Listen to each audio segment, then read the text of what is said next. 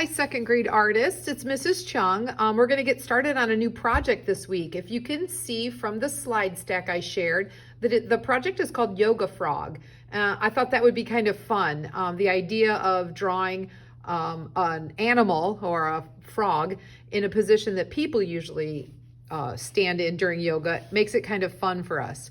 I've included a short clip about yoga in case you've never heard about it or understand what it is. It's kind of like an exercise technique that kind of combines relaxation with some muscle toning. The video I included is just a very short one just to give you a little bit of a reference, but I'm sure if you enjoy yoga, you could find other videos online and do more of the classes on your own. So we're going to get started. I want to remind you from the slide stack, I recommend that you look through all the slides first, kind of understand what's going to happen, and then go back and go through them slowly and look at each step along the way. So when we look at the Yoga Frog today, your lesson today is going to focus on movement so that you can draw a frog in yoga positions. You'll need drawing paper, something to draw with. I recommend a pencil, and then something to color with. I recommend crayons. Again, I think they're able to layer and blend, and you can use pressure, so you can get a lot of variety out of a pack of crayons. I feel a lot more than just out of a marker. I always say with marker, you get usually one green, and that's all that you have. So I, again, recommend crayons if you have them. Of course, you can use other materials or supplies if you have them at home and expand what you're doing here. After our first slide where it says what you'll need, it moves on to talk a little bit about movement. Movement is the path that your eye takes when you look at a work of art. We're going to notice that our frog stands in a position to give us some movement or the idea of movement. No, the frog's not actually moving, but it looks like he is. It talks about beginning. Think about the position that you're going to want your frog to be in. Is your frog going to be in a standing position? That's my choice. Or would your paper be better if you turned it sideways for your frog? So you're going to have to figure out which direction your paper goes. You can choose whichever pose you can think of for your frog. It does not have to match mine. I'm going to follow the example on the drawing guide, and it's going to look a lot like that at the end. Again, you aren't required to match mine. You're required to make a frog in a yoga pose. So if your frog looks different than mine, or if you have a different idea for a frog or a different way you like to draw frogs, that's absolutely fine with me. I provide the drawing guides for people who have no idea how to go about drawing a frog. So we're going to start in the middle of our paper. I'm going to use a pencil, and it says the first thing to do is draw a candy cane. So that's pretty simple to remember what a candy cane is. It's a curved line and a straight line. It goes on to tell us to draw the frog's mouth and eyes. Pretty simple, curved lines, circles for the eyes. I love to include eyebrows. It gives him an expression or a mood. You can add his pupils there in the center. Next, we're going to draw from under his chin down to the bottom of his body. And we're going to divide that so that we can see the different color on the stomach of the frog versus his back. Next, we're going to add arms. Notice how they're parallel lines. So we're going to draw slowly because I need to make sure my pencil is doing exactly what my brain wants my pencil to do.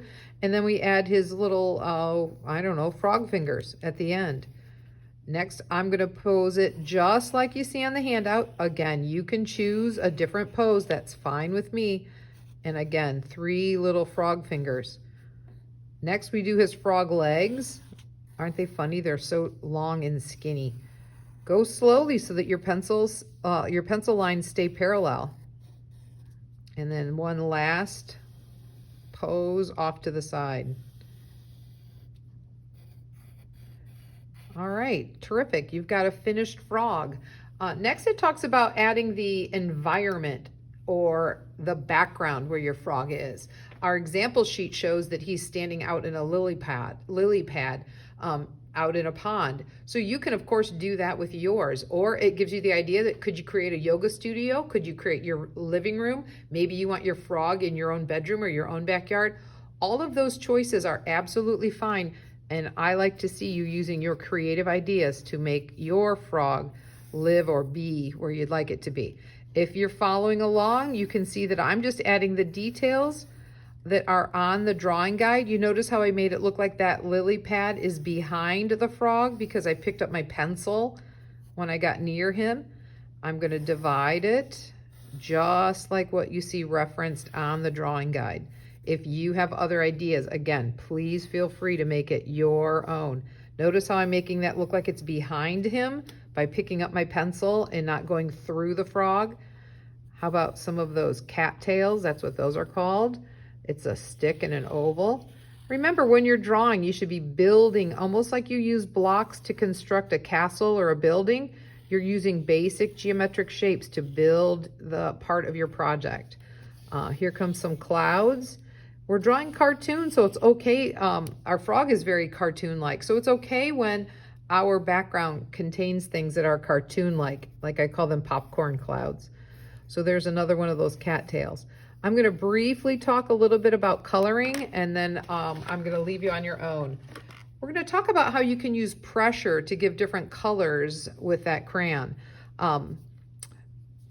You might need to press hard to get a darker color from that crayon. Look, I'm going to lessen the pressure, and you can see that that color changes drastically. I like the dark color by pressing hard with the crayon, and it gives it that, I always call it crayon dust, that I'll need to brush away. That's how I know I'm pressing hard. Other times you might want to outline using pressure and then color in lighter. We're also going to talk about creating and using different values of the same greens, or I'm sorry, different shades of green to use for your project. You're going to see that I included a slide that has some rectangle shapes. All those different colors of green could be used in your artwork. Some of you might not have a box of crayons that include all of those different colors, but that's why I had said layering color with crayon can change the way it looks. This is light pressure with that same green color that's in his leg. I'm using light pressure there, but if I now layer it with some yellow, it's going to make that green look completely different. So remember, you might only have 8 crayons, but you can surely start blending them to get different colors. See how the coloring makes the camera move? That's why I'm not going to continue coloring. I encourage you to use your own ideas. I encourage you to finish your project coloring all the areas of the paper. It should look a lot like the sample when you are done, so that your project is very colorful and you've paid attention to all areas of the paper. I've also included at the end, I think, a little more yoga about the actual frog pose if you're doing yoga, and I think that would be funny for you to give that a try. So until next week or until next time, have a great time doing your art project, and we'll see you soon.